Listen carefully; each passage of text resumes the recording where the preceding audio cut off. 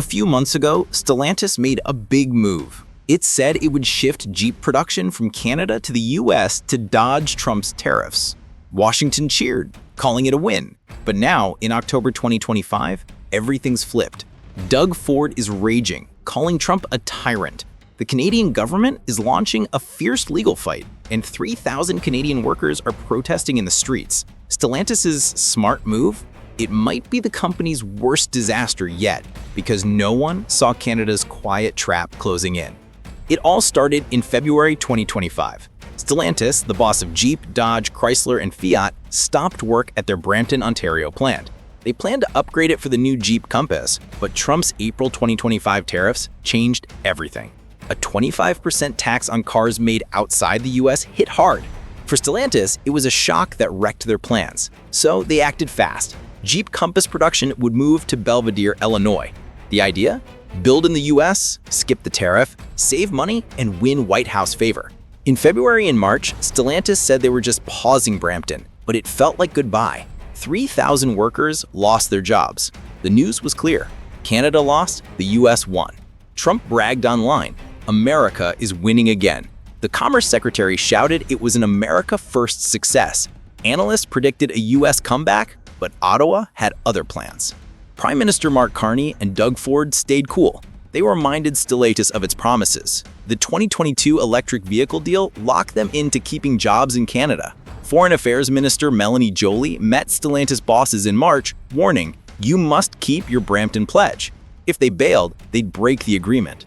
Ottawa started eyeing legal moves. Ontario took a different path. Doug Ford pushed Stellantis to add a third shift in Windsor. That meant hundreds of new jobs. Laid-off Brampton workers moved to the Nexstar Energy project. Over 2,000 joined the $5 billion battery plant in Windsor, creating 2,500 jobs. In March and April, Stellantis sped up in the US. Belvidere, Illinois started reopening with a $13 billion investment. They planned a 50% production boost in 4 years, promising 5,000 jobs. Company boss Antonio Filosa cheered, success in America strengthens us everywhere. But the truth, it was a mess.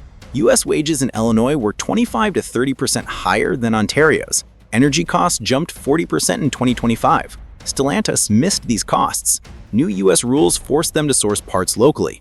More expensive, slower, and tricky. Deliveries lagged and efficiency tanked. By June, the money picture was grim. The second quarter added $300 million in costs. The first half showed a $2.3 billion loss. Analysts warned losses could hit $7 billion by year-end. Plants in Michigan and Indiana shut down. 2 Jeep models paused. 900 US workers faced uncertainty. Trump's still crowd, America is winning again. But the numbers screamed otherwise. Protectionism was costing more than saving. In July and August, Canada struck back quietly. The Nexstar battery plant in Windsor kicked off, hitting 2,500 jobs. Ontario's unemployment stayed at 5.6%. Auto parts exports to the EU rose 18%. Windsor became North America's electric vehicle star. Canada built a safety net, locking $1.2 billion in local investment to stop foreign pullouts. Globally, Canada looked like a steady, rule-based haven, safe from political chaos. Then October 2025 hit. Tuesday, October 14th. Stellantis announced that $13 billion investment, but dropped a bomb. Jeep Compass won't return to Brampton, moving to Illinois for good. The 3,000 Brampton workers got an automated call. The work you waited for isn't coming back. Rage exploded. Doug Ford fired back on October 15th. Trump's a real piece of work. He drives me crazy. We won't back down. I won't let him crush Ontario. He demanded Carney hit hard. We need to fight back and fight hard. That's the only language he gets. That same day, Melanie Joly sent a tough letter to Stellantis' chief. This decision is unacceptable. You promised a Canadian production for billions in support. Falling short is a default. Carney said he talked to Stellantis' global head, getting promises of a new model for Brampton, tied to Canada-US-Mexico deal talks. Unifor roared. Leader Lena Payne said Canadian jobs are dying on Trump's altar. Stellantis can't ditch us.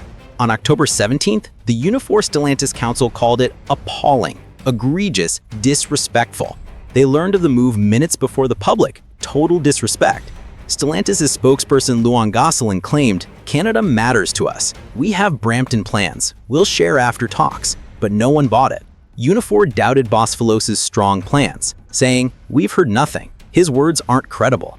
Stellantis' troubles weren't just Canadian. Their $2.3 billion loss spooked investors. Shares dropped. U.S. plants ran at 52% capacity with thousands of cars unfinished. Add restructuring and depreciation, $3.3 billion more in costs. Analysts were blunt. Stellantis swapped a political mess for a financial nightmare. This Stellantis story shows a new truth. Moving a factory doesn't guarantee survival. It tests a nation's strength. What looked like a tariff escape turned into a warning about the instability's cost. Canada won with legal smarts and flexible moves, while the US tripped over high costs and politics. The reshoring trend might roll on, but profits aren't following. Global makers are eyeing Canada, Mexico, and the EU as safer bets. This isn't just about cars or tariffs. It's about how nations hold power when borders can't save value, and resilience is the real win. Canada stayed silent, struck smart, and triumphed. Stellantis and Trump learned, loud moves don't always win. So, what do you think? Did Stellantis mess up its big move or walk into Canada's trap? Are Trump's tariffs helping US companies or sinking them deeper? Is Canada's quiet strategy rewriting global trade rules? Is Doug Ford's tyrant jab just anger or a bold stand? Will Ottawa's legal fight bring Stellantis back? Can Windsor's electric rise reshape North America's map? Drop your thoughts in the comments. Who wins, Stellantis or Canada? Will Brampton rise again or fade into history? Hit the like button and subscribe to CanadaStance. More on Canada-US trade wars, Mark Carney's moves, and Trump's impact awaits. See you next time.